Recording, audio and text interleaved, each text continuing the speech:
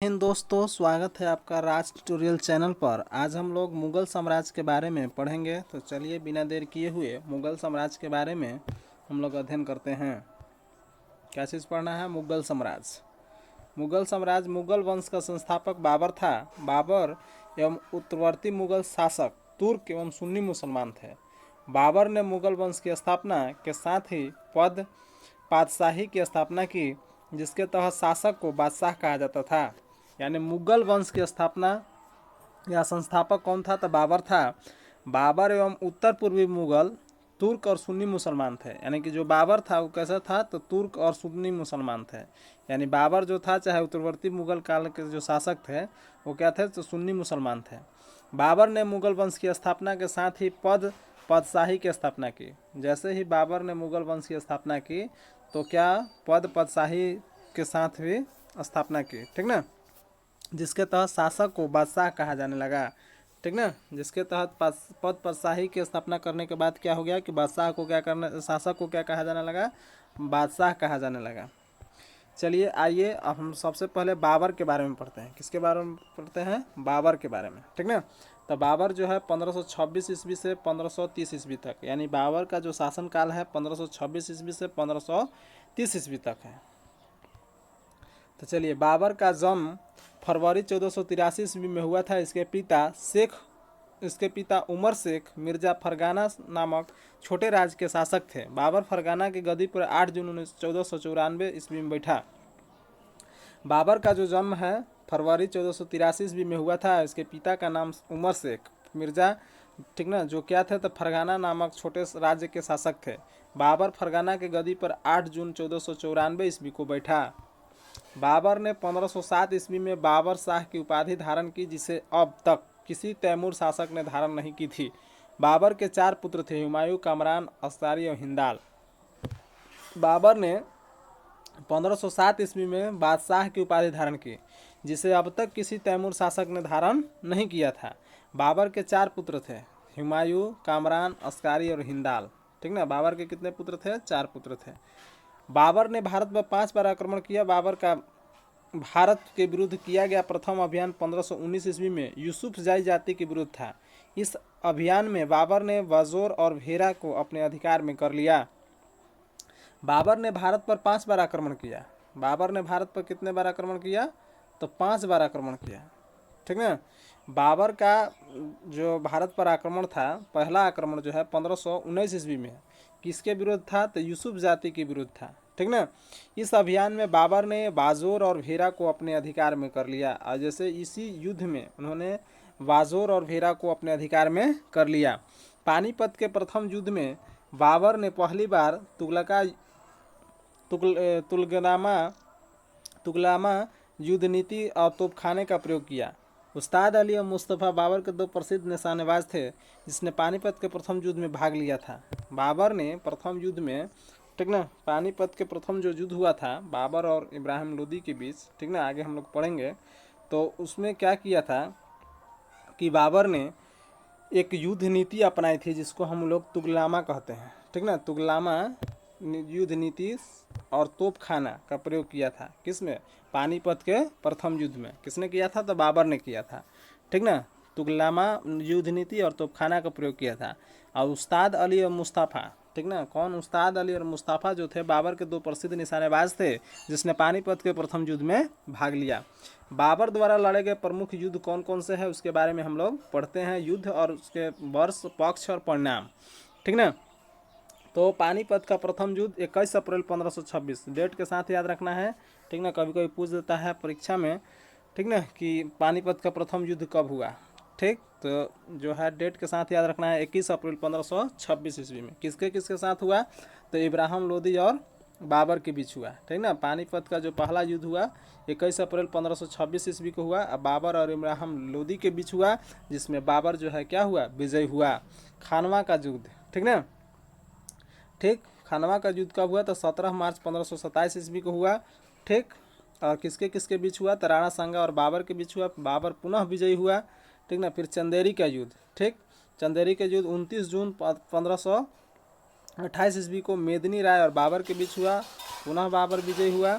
घाघरा का युद्ध 6 मई 1529 को हुआ, अफगान और बाबर के बीच हुआ और बाबर विजयी हुआ। यानी चारों के चारों युद्ध में बाबर ने विजय हासिल किया था, ठीक ना।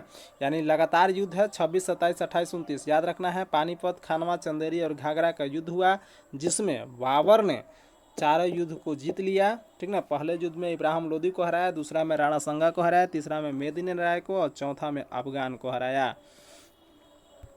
इब्राहिम लोदी मध्यकाल का प्रथम शासक था जो युद्ध स्थल में मारा गया। इसके साथ उसका मित्र ग्वालियर के राजा विक्रमजीत भी युद्ध स्थल में मारा गया। यानी कि इब्राहिम लोदी जो था मध्यकाल का ऐसा शासक था पहला जो युद्ध स्थल में ही क्या हो गया, युद्ध में स्थल में ही मारा गया। और उसका मित्र भी ग्वालियर के राजा विक्रमजीत भी युद्ध स्थल में भी मारा गया। हुमायूं ने कोहिनूर हीरा ग्वालियर के दिवंगत राजा विक्रमजीत के परिवार से प्राप्त किया था। चूँकि हम लोग अभी तुरंत हम लोग पढ़े कि विक्रमजीत जो था, ठीक ना, वह किसका, इब्राहिम लोदी का मित्र था, ठीक ना। और तो जो कोहिनूर का हीरा प्राप्त किया था हुमायूं, ठीक ना, वह दिवंगत राजा यानी मरने के बाद विश्वजीत के परिवार से प्राप्त किया था, ठीक ना। कोहिनूर का हीरा कहाँ से मिला था, तो ग्वालियर के जो राजा थे विश्वजीत, उन्हीं के मृत्यु के बाद उनके परिवार से हुमायूं को मिला था, ठीक ना। बाबर को अपनी उदारता के लिए कलंदर की उपाधि दी गई। बाबर जो है काफ़ी मतलब उदार प्रकृति के था, जिसके कारण उनको क्या कलंदर की उपाधि दी गई। खानवा के युद्ध में बाबर ने राणा संगा के खिलाफ जिहाद का नारा दिया और युद्ध में विजय के बाद गाजी की उपाधि धारण की। खानवा के युद्ध में बाबर ने राणा संगा के खिलाफ कौन सा नारा दिया, तो जिहाद का नारा दिया और युद्ध में विजय के बाद गाजी की उपाधि दी। चूँकि खानवा के युद्ध में भी बाबर ही विजयी हुआ था, तो उसने खानवा के युद्ध में राणा संगा के विरुद्ध जो है जिहाद का नारा दिया और युद्ध में विजय के बाद उन्होंने गाजी की उपाधि धारण की।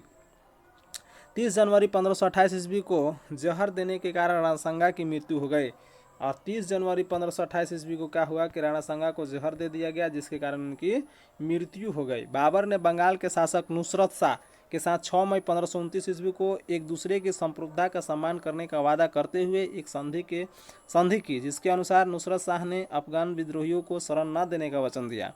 बाबर ने क्या किया कि बंगाल के शासक नुसरत शाह के साथ 6 मई 1529 ईस्वी को, ठीक ना, संप्रभुता के सम्मान के लिए एक दूसरे से वादा किया, ठीक ना, और एक दूसरे से संधि किया, जिसके अनुसार क्या था कि नुसरत शाह अफगान विद्रोहियों को शरण न देने के वचन दिया था। करीब 48 वर्ष की आयु में 26 दिसंबर 1530 ईस्वी को आगरा में बाबर की मृत्यु हो गई और 48 वर्ष की उम्र में जो है बाबर की मृत्यु जो है 26 जनवरी 1530 ईस्वी को आगरा में हो गई, ठीक ना। प्रारंभ में बाबर के शव को आगरा के आराम बाग में दफनाया गया, बाद में काबुल में उसके द्वारा चुने गए स्थान पर दफनाया गया। लेकिन ऐसी मान्यता है कि प्रारंभ में जो है उसकी मृत्यु के तुरंत बाद आगरा के आराम बाग में दफनाया गया, लेकिन बाद में काबुल में उसके द्वारा चुने गए स्थान पर दफनाया गया। यानी कि पहले ही वो स्थान चुन लिया था, ठीक ना, कि मरने के बाद हमको कहाँ दफनाया जाएगा, लेकिन पहले जो है बाबर के तुरंत शव को आगरा के आराम बाग में दफनाया गया, लेकिन बाद में काबुल के उसके द्वारा चुने गए स्थान पर दफनाया गया। बाबर की मातृभाषा तुर्की थी, लेकिन वह अरबी और फारसी का भी अच्छा ज्ञाता था। बाबर ने अपनी आत्मकथा बाबरनामा तुर्की में रचना की, जिसका अनुवाद बाद में फारसी भाषा में अब्दुल रहीम खान खाना ने किया। अपनी आत्मकथा में बाबर ने औपचारिक बागों की योजनाओं और उनके बनाने में अपनी रुचि का वर्णन किया है। अक्सर ये बाग दीवार से घिरे होते थे तथा कृत्रिम नहरों द्वारा 4 बागों में विभाजित आयताकार अहाते में स्थित थे। 4 समान हिस्से में बंटे होने के कारण ये 4 बाग कहलाते थे, ठीक ना। बाबर ने अपनी आत्मकथा जो लिखा है, ठीक ना, इसको कि बाबरनामा के नाम से जानते हैं, ठीक। बाबर जो था वो कौन कौन से भाषा जानता था, तो उनकी जो मातृभाषा थी वो तुर्की थी। बाबर की जो मातृभाषा थी वो क्या थी, तुर्की थी, लेकिन वह अरबी और फारसी भी मतलब जानता था। ऐसा बात नहीं था कि केवल वह तुर्की ही जानता था, वह अरबी और फारसी भी जानता था। बाबर ने अपनी आत्मकथा बाबरनामा, ठीक ना, बाबरनामा क्या है, तो बाबर की आत्मकथा है जो किस भाषा में है, तुर्की भाषा में की, ठीक ना, और उसी का अनुवाद जो है फारसी भाषा में अब्दुल रहीम खान खाना ने किया। यह परीक्षा की दृष्टि से एकदम इम्पोर्टेंट है। कभी कभी पूछ देता है कि बाबर ने अपनी आत्मकथा किस भाषा में लिखी, तो तुर्की भाषा में। और यही सवाल अगर चेंज कर देगा कि अब्दुल रहीम खान खाना ने बाबरनामा की रचना किस भाषा में की, तो वह फारसी भाषा में हो जाएगा, ठीक ना। अब्दुल रहीम खान खाना ने क्या किया कि उसको कौन भाषा में किया, तो फारसी भाषा में, ठीक ना। और उन्होंने आत्मकथा में बाबर ने औपचारिक रूप से बागों की और योजनाओं के बनाने की रुचि का वर्णन किया है।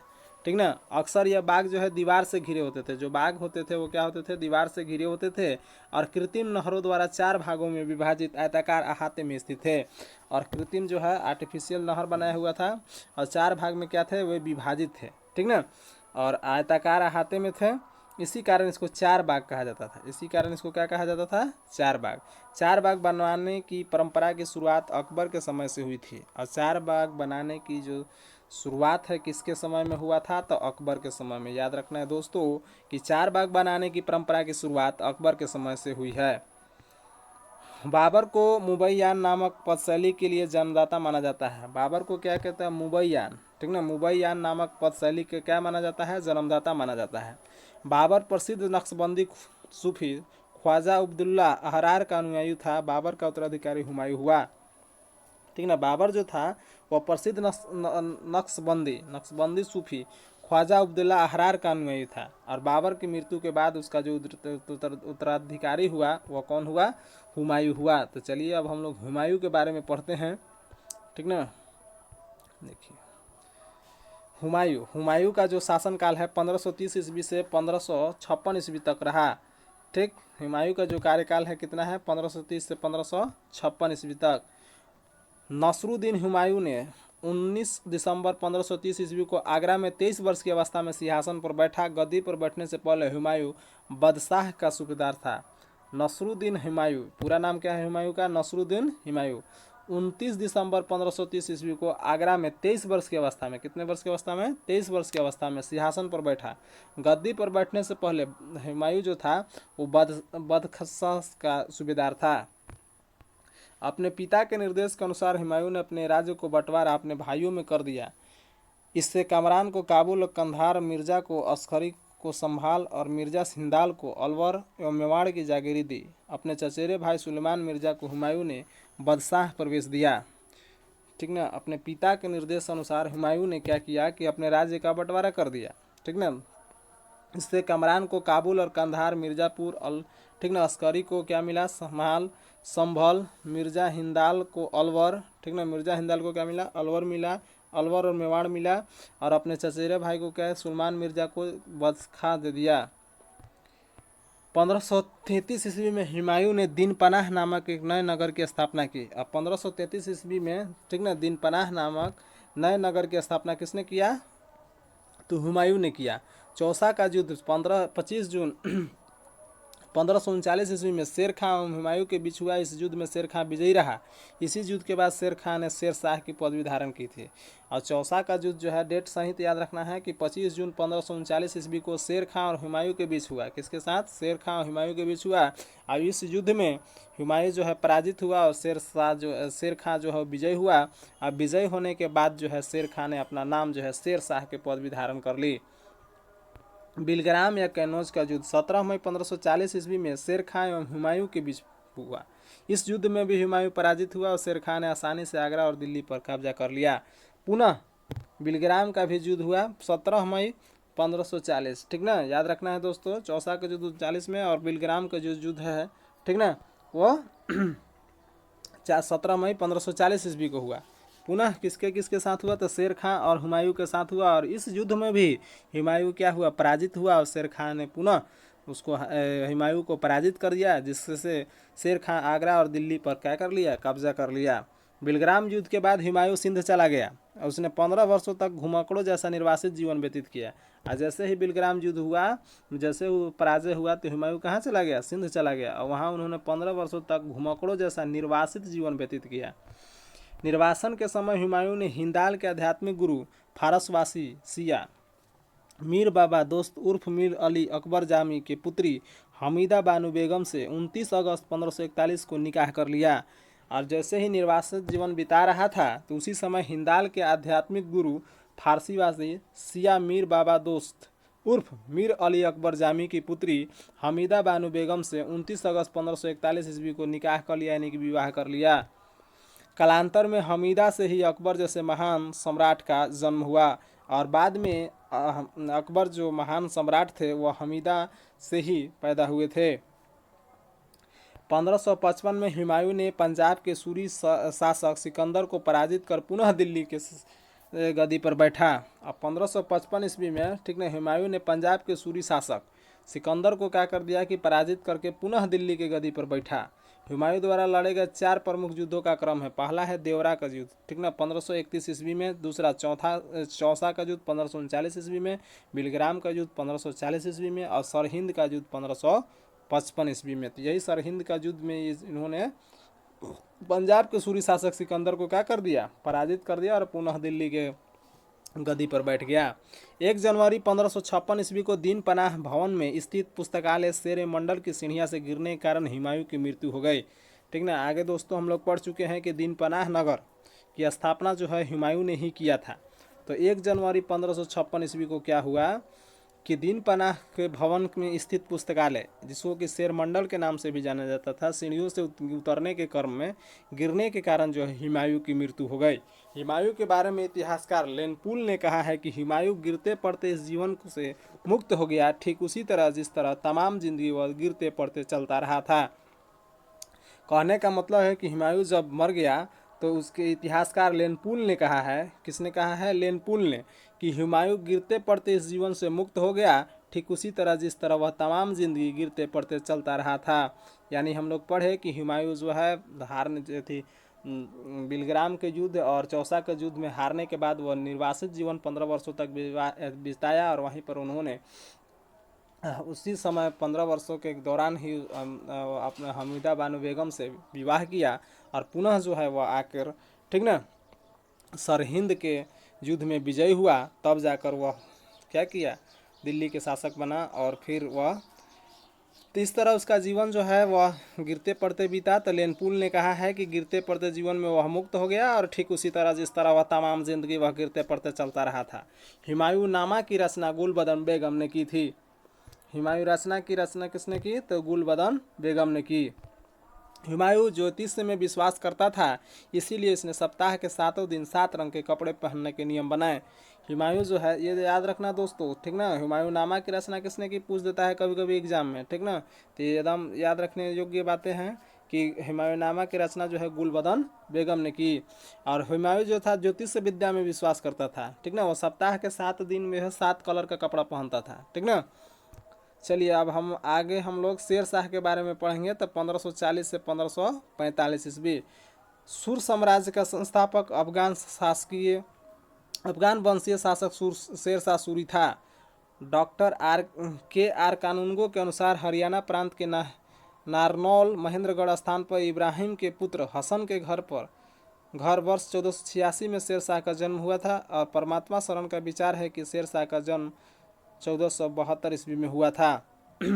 शेर शाह का जो है, शेर शाह कौन था, तो सुर साम्राज्य, ठीक ना, सुर साम्राज्य का संस्थापक, ठीक ना, अफगान वंशीय शेर शाह सूरी था, ठीक ना। अगर सुर साम्राज्य के अगर संस्थापक कौन था तो शेर शाह सूरी था। और उनकी जो जन्म जो है वह भ्रांतियां हैं, अलग अलग जो है लेखक इतिहासकार अलग अलग बताते हैं। Doctor KR. कानूनगो के अनुसार जो है वह हरियाणा प्रांत के नारगोल, ठीक ना, नारनौल महेंद्रगढ़ जिसका नाम है, इब्राहिम के पुत्र हसन के घर वर्ष 1486 ईस्वी में हुआ था शेर शाह का जन्म। लेकिन इसी पर यहाँ पर एक दूसरे लेखक है, परमात्मा शरण का विचार है कि शेर शाह का जन्म जो है 1472 ईस्वी में हुआ था। इनके बचपन का नाम फरीद खां था, यह सूर वंश से संबंधित था। बचपन का नाम शेर शाह का क्या था, तो फरीद खां था। इनका कौन वंश से संबंधित है, तो सूर वंश से संबंधित है। इनका पिता का नाम हसन खां जौनपुर राज्य के अंतर्गत सासाराम के जमींदार थे, ठीक। और जो इनके पिता थे शेर शाह का, ठीक ना, जो वो क्या थे, तो उनके पिता का क्या नाम था, तो हसन खां, और वो क्या थे, जौनपुर राज्य के अंतर्गत सासाराम के जमींदार थे, ठीक ना। फरीद ने एक शेर को तलवार से एक ही बार में मार दिया था। उसकी इसी बहादुरी से प्रसन्न होकर बिहार के अफगान शासक सुल्तान मोहम्मद बहार खान लुहानी ने उस शेर खां की उपाधि प्रदान की। ऐसा माना जाता है कि फरीद खान, जिसका नाम था पहले शेर खां का, ठीक ना, और हम लोग आगे पढ़े भी, तो ऐसा माना जाता है कि उन्होंने एक शेर को एक तलवार से एक ही बार में मार दिया था, जिससे बहादुरी से प्रसन्न होकर बिहार अफगान शासक सुल्तान मोहम्मद शाह बहार खान लुहानी ने शेर खां की उपाधि दी थी। शेर शाह बिलग्राम युद्ध 1540 ईस्वी के बाद दिल्ली की गद्दी पर बैठा। शेर शाह जो था वो बिलग्राम युद्ध 1540 ईस्वी के बाद रख दो 1540 ईस्वी के बाद दिल्ली की गद्दी पर बैठा। शेर शाह की मृत्यु कालिंजर के किले को जीतने के क्रम में 22 मई 1545 ईस्वी को हो गई। मृत्यु के समय वह उक्का नाम का आग्नेय शास्त्र चला रहा था। कालिंजर के शासक कीरत सिंह था। ठीक ना। शेर शाह की मृत्यु कालिंजर के किले को जीतने के क्रम में कब हो गया? 22 मई 1545 ईस्वी को हो गई। ठीक ना। और मृत्यु के समय उक्का नाम का आग्नेय शास्त्र चला रहा था। क्या चला रहा था? उक्का नाम का आग्नेय शास्त्र चला रहा था। कालिंजर का शासक कीरत सिंह था। कालिंजर का शासक कौन था? कीरत सिंह था। हिंद और ईरानी वास्तुकला के समन्वय का प्रथम उदाहरण है शेर शाह का मकबरा, जिसे ससराम के झील के बीच ऊंचे टीले पर निर्मित किया गया है। हिंद और ईरानी वास्तुकला का जो समन्वय का फर्स्ट उदाहरण जो है शेर शाह का मकबरा है, जो कहाँ है? तो ससराम में है, जो झील के बीच ऊंचे टीले पर निर्मित किया गया है। रोहतासगढ़ किला या कोहना दिल्ली नामक मस्जिद का निर्माण शेर शाह के द्वारा किया गया है। यानी कि रोहतासगढ़ का जो किला है या किला या कोहना जो दिल्ली में है नामक मस्जिद का निर्माण शेर शाह के द्वारा किया गया है। शेर शाह का उत्तराधिकारी उसका पुत्र इस्लाम शाह था। शेर शाह का जो उत्तराधिकारी हुआ कौन हुआ? तो उसका पुत्र इस्लाम शाह हुआ था। ठीक ना। चलिए नेक्स्ट हम लोग, शेर शाह ने भूमि की माप के लिए 32 अंक वाला सिकंदरीगंज एवं सन के डांटी का प्रयोग किया था। इसने 178 ग्रेन चांदी का रुपया और 380 ग्रेन तांबे के दाम चलवाया।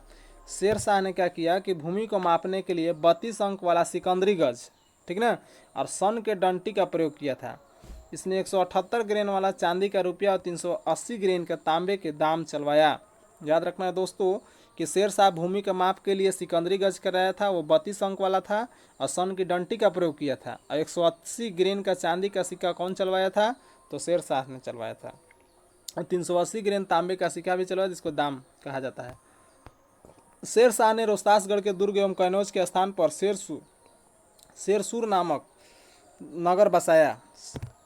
शेर शाह ने रोहतासगढ़ के दुर्ग एवं कन्नौज के स्थान पर कौन सा नगर बसाया? तो शेरसूर नामक नगर बसाया। शेर शाह के समय पैदावार का लगभग 1/3 भाग सरकार लगान के रूप में वसूल करती थी। शेर शाह के समय क्या होता था कि जो पैदा होता था उसका 1/3 भाग जो है सरकार को देना पड़ता था। कबूलियत एवं पट्टा प्रथा की शुरुआत शेर शाह ने की थी। याद रखना है दोस्तों, कबूलियत और पट्टा प्रथा की खोज किसने की? तो शेर शाह ने की।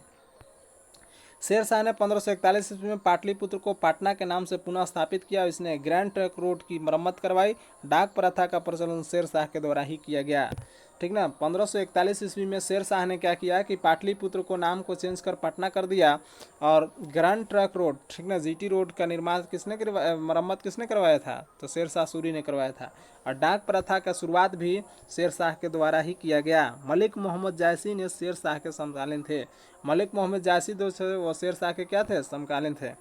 अकबर के समकालीन शासक, ठीक ना, अकबर के समकालीन शासक जो है कौन कौन थे? तो रानी एलिजाबेथ, ठीक, 1500 इनका शासनकाल कब है? ठीक, तो इनका शासनकाल 1558 से 1603 ईस्वी इंग्लैंड के थे। ठीक। और शाह अब्बास का थे तो 1588 से 1629 ईस्वी में कहाँ के? ईरान के थे। जार इवान चौथा बिसिल एलविच, ये 1530 से 1584 ईस्वी तक कहाँ के थे? रूस के थे। जार इवान चतुर्थ बेसिल एविच इवान दी टेरिबल नाम से कुख्यात था। ठीक ना। यानी जार इवान 4 वेसिल एविच जो था क्या चीज़ के नाम से जाना जाता था? तो इवान दी टेरिबल के नाम से जाना जाता था। दोस्तों अगले दिन हम लोग अकबर के बारे में पढ़ेंगे। तो चलिए दोस्तों, यदि वीडियो आपको अच्छा लगता है तो लाइक कीजिए, सब्सक्राइब कीजिए, अपने दोस्तों में शेयर कीजिए, बेल घंटा जरूर दबाइए ताकि आगे जब भी वीडियो अपलोड होगी तो आपके पास नोटिफिकेशन पहुंच सके। तो चलिए नेक्स्ट डे हम लोग अकबर के बारे में पढ़ेंगे। तब तक के लिए धन्यवाद दोस्तों।